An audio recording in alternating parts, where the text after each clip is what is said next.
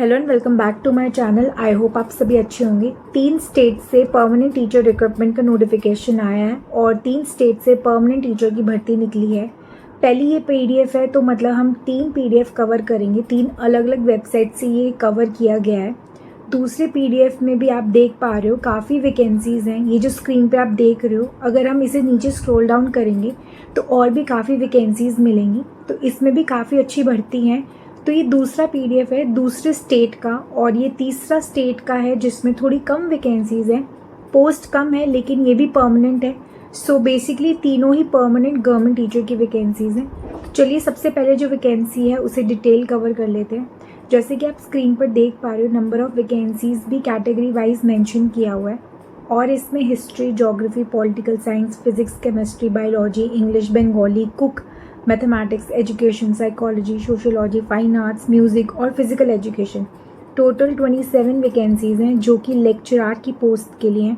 Diet होता है ना, जहाँ district institute of education training, ये हर स्टेट में होता है। आपका एक डाइट होता है, तो district institute of education training, diet में एमए होना चाहिए या फिर एमए एजुकेशन ज़्यादातर सब्जेक्ट के लिए लेक्चरर बनने के लिए, और कुछ सब्जेक्ट में जैसे कि फ़िज़िकल एजुकेशन हो गया, म्यूज़िक, फाइन आर्ट्स, सोशियोलॉजी और साइकोलॉजी, इनमें अगर आपके पास एमए है या एमए एजुकेशन नहीं भी है तो भी आप यहाँ पे अप्लाई कर सकते हो। तो ये जो पहली वैकेंसी है ये त्रिपुरा पब्लिक सर्विस कमीशन की तरफ से आई है। तो ये स्टेट गवर्नमेंट की पब्लिक सर्विस कमीशन से है। त्रिपुरा से लेक्चरर की पोस्ट है। अगर हम यहाँ पे पे स्केल की बात करें तो ये पे स्केल दे रहे हैं 47,600। यूजुअली पीजीटी का इतना ही पे स्केल होता है, बट डाइट में इसको पीजीटी नहीं बोलते, इसको लेक्चरार कहते हैं।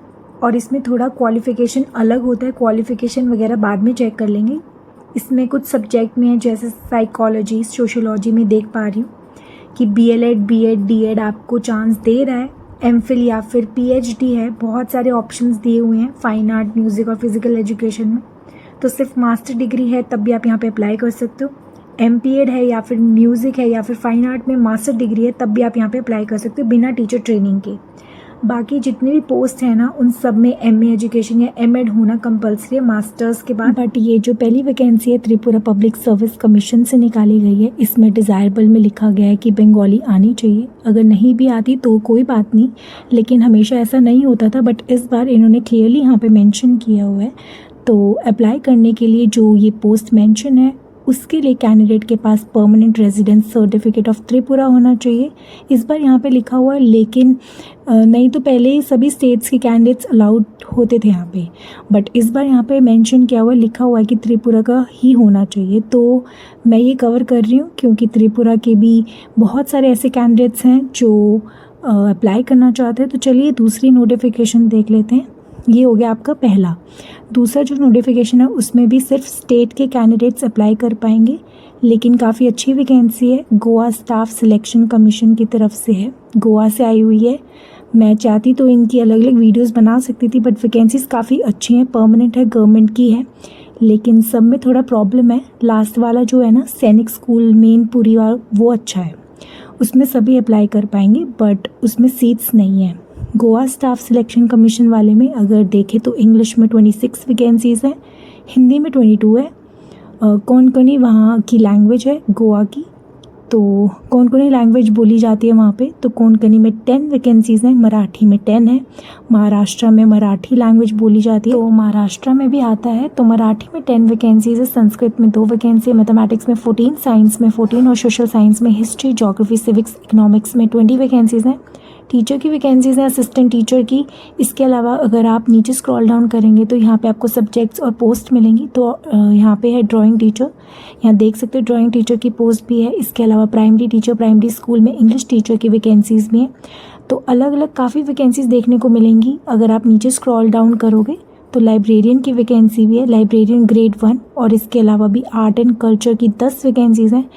लेकिन इसमें भी वही रहता है, गोवा में सबसे पहले तो आपको कोंकणी आनी चाहिए। गोवा में हमेशा ये होता है, कोई भी एडवर्टाइजमेंट आए वो एक मैंडेटरी कंडीशन रखते हैं कि कॉनकनी, यहाँ पे भी मेंशन किया हुआ है, आप देख सकते हो असेंशियल में लिखा है नॉलेज ऑफ कॉनकनी, तो उसके बिना तो आप यहाँ पे अप्लाई नहीं कर पाएंगे। मान लीजिए आप थोड़ा सा सीख भी लेते हो, वैसे तो थोड़ा कॉनकनी सीख लेते हो, लेकिन फिर यहाँ पे एक और प्रॉब्लम आ जाती है कि उन्हें टेट चाहिए होता है। जिनके सब्जेक्ट में टेट चाहिए वो गोवा का ही टेट मांगते हैं।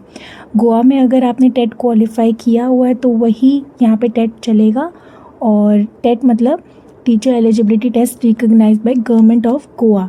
तो ये एक प्रॉब्लम है, अगर यहाँ से आपने क्वालिफाई किया हुआ है तो वही कैंडिडेट यहाँ पे अप्लाई कर सकते हैं, बाकी यहाँ पे अप्लाई नहीं कर सकते। और ये परमानेंट वैकेंसी है। अगर आप गोवा के हैं तो पूरी डिटेल अच्छे से देख लीजिए।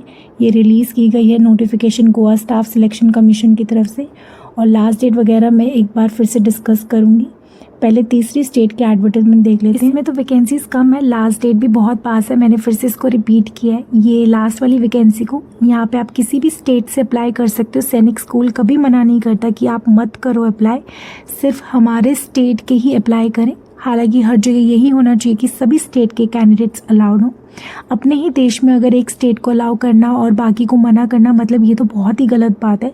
सभी स्टेट्स के कैंडिडेट्स को अलाउ करना चाहिए। फिर जिनके पास एलिजिबिलिटी है, जो इंटरेस्टेड है, वो अप्लाई करना चाहते तो कर सकते हैं, नहीं करना चाहते तो ना करें। बट ऐसा नहीं देखने को मिलता, गोवा में तो कभी भी नहीं देखने को मिलता। त्रिपुरा में करने देते हैं बट इस बार नहीं करने दिया, तो ये दिक्कत वाली बात है। बट हाँ, अगर आप गोवा के हो या त्रिपुरा के हो तो डेफिनेटली आप अप्लाई वहाँ ज़रूर करना, क्योंकि दोनों जगह की परमानेंट गवर्नमेंट जॉब है। अब आती है लास्ट वाले एडवर्टीजमेंट पे, जो है सैनिक स्कूल मेनपुरी का। इसमें कोई भी रिस्ट्रिक्शंस नहीं है, इंडिया के किसी भी स्टेट से हो, हर कोई कैंडिडेट यहाँ पे अप्लाई कर सकता है। इसमें कुछ टीचर की पोस्ट हैं और कुछ स्टाफ की पोस्ट भी हैं। अकेडमिक और नॉन अकेडमिक दोनों टाइप की वैकेंसीज़ हैं।